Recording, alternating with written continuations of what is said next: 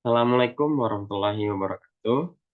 Selamat pagi, selamat siang, dan selamat malam, teman-teman semua, serta yang dihormati Mbak Kinkin selaku dosen pengampu mata kuliah Metodologi Penelitian Komunikasi 1 Kuantitatif. Perkenalkan, saya Adam Zio Pandu dari kelas A, nomor hadir 1 dengan NIM 14106211120, ingin mempresentasikan inskripsi saya yang berjudul Efektivitas Komunikasi Akun Instagram @LRT Jabodebek dalam memenuhi kebutuhan informasi seputar LRT Jabodebek bagi mahasiswa Ilmu Komunikasi Universitas Negeri Jakarta angkatan 2021.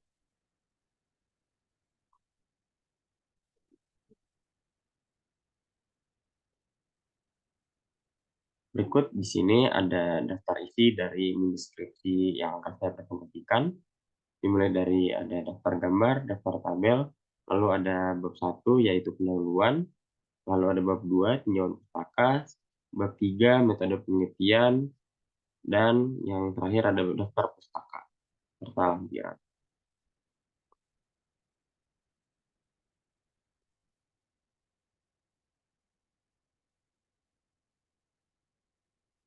Baik, di bab 1 ini terdiri dari latar belakang, lalu juga ada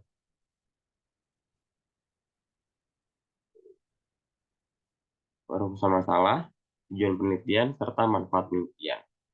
Sekilas latar belakang, yakni saya mengambil pembahasan mengenai Instagram LRT Jabodebek dalam efektivitasnya sebagai pemenuhan kebutuhan informasi bagi mahasiswa ilmu komunikasi UNJ angkatan 2021, karena LRT Jabodebek juga merupakan moda transportasi baru yang hadir di tengah masyarakat, sehingga antusiasme untuk menaiki moda transportasi ini untuk khususnya mahasiswa ilmu komunikasi Universitas Negeri Jakarta menuju perkuliahan, dan juga kenapa saya mengambil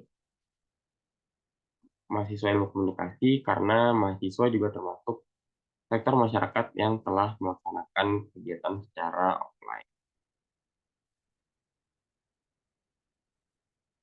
Dari hal tersebut, peneliti tertarik untuk meneliti akun Instagram @LRT Jabodebek sebagai objek penelitian karena konten-konten yang dimuat pada akun tersebut harusnya dapat membantu masyarakat, khususnya mahasiswa, sebagai sumber informasi dari layanan yang disediakan oleh LRT Jabodebek.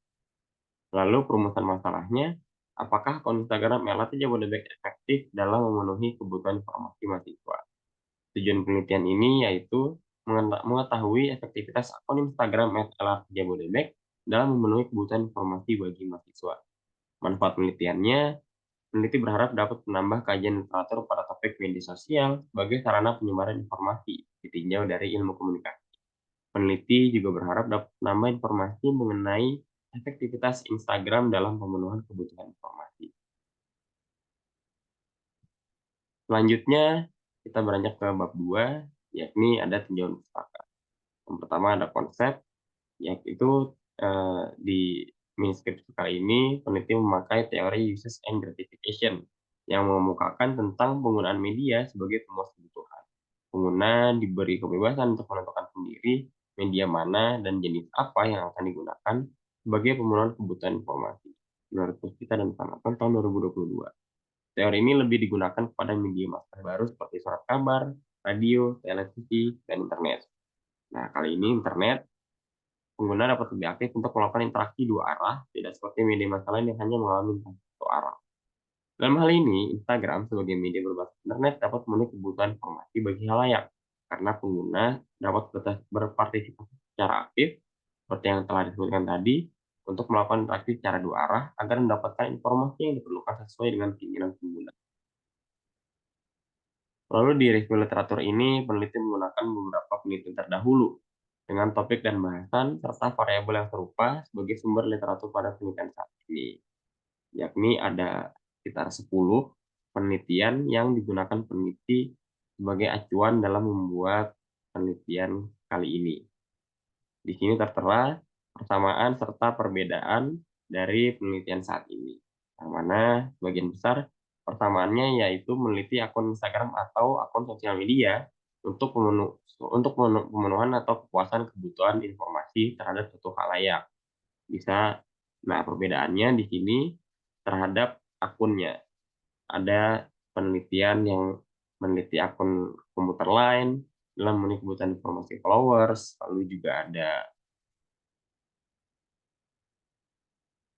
akun lainnya seperti @humas Bandung untuk memenuhi kebutuhan informasi bagi masyarakat, dan Fancafe untuk memenuhi kebutuhan informasi bagi penggemar K-pop.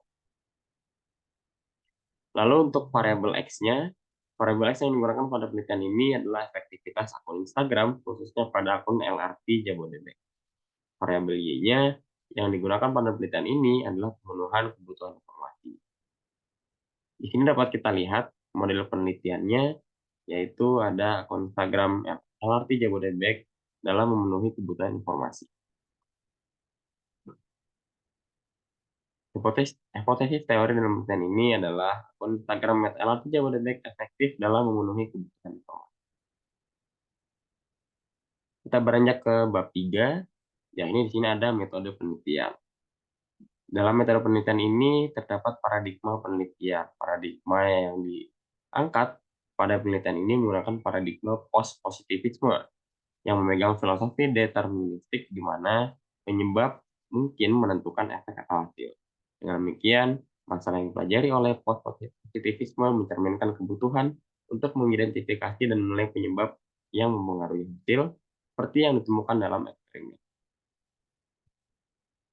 Lalu, pendekatan penelitian yang dilakukan pada penelitian ini menggunakan penelitian kuantitatif untuk menguji teori-teori objektif dengan menguji hubungan antara variabel-variabel yang dapat diukur, biasanya pada instrumen, sehingga data bernomor dapat dianalisis menggunakan prosedur statistik.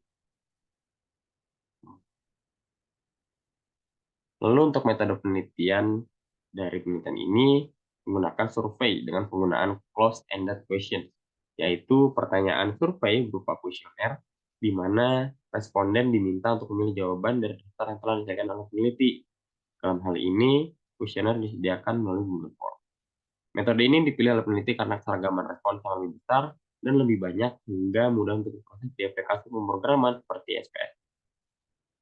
Lalu untuk populasi yang digunakan dalam penelitian ini merupakan populasi mahasiswa Ilmu Komunikasi UNJ angkatan 2021 yang berjumlah 124 orang dengan sampel yang akan dijelaskan di bawah nanti.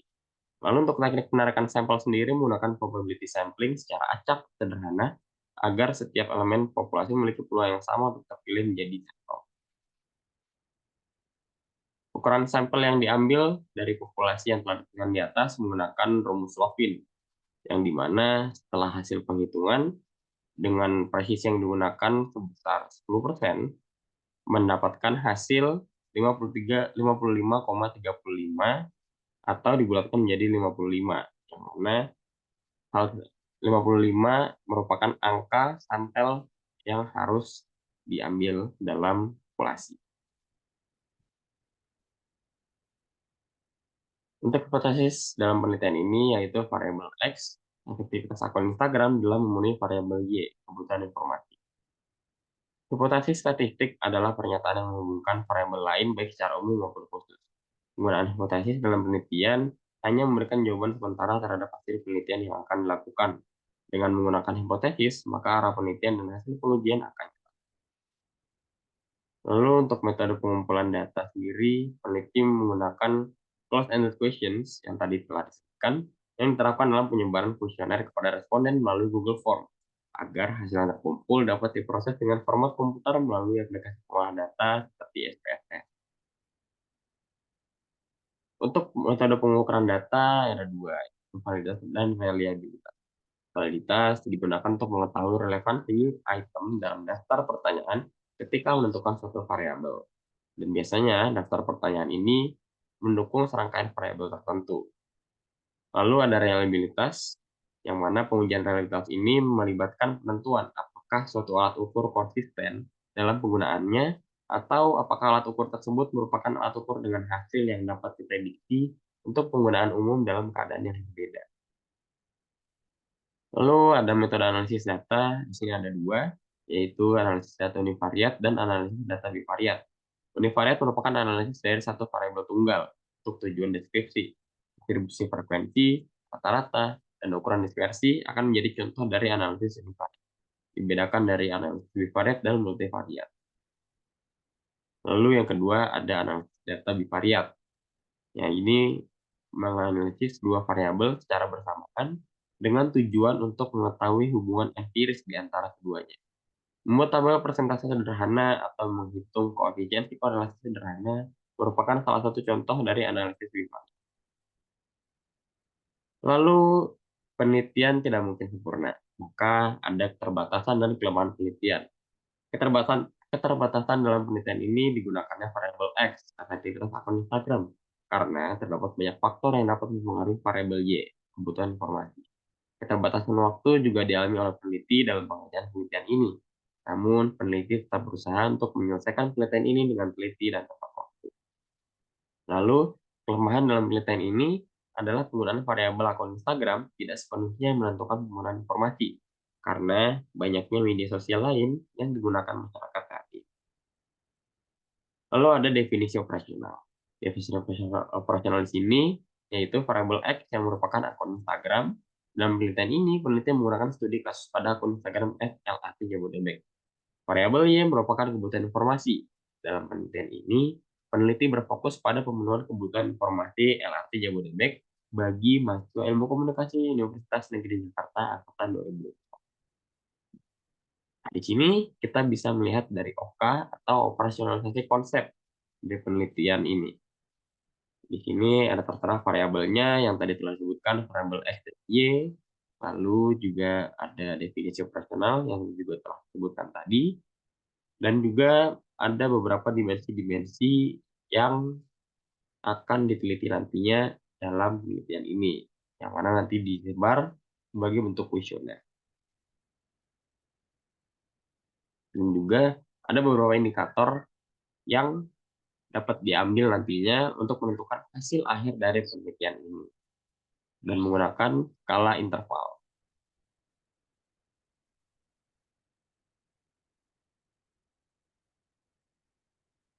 Baik, dan yang terakhir daftar pustaka. Di sini peneliti menggunakan sumber-sumber dari penelitian terdahulu yang telah dilakukan, dan juga ada beberapa informasi-informasi mengenai pengertian-pengertian serta teori-teori yang telah disebutkan peneliti di atas tadi. Baik, sekian presentasi mini skripsi dari saya. Kurang lebihnya saya mohon maaf jika ada kekurangan. Wassalamualaikum warahmatullahi wabarakatuh.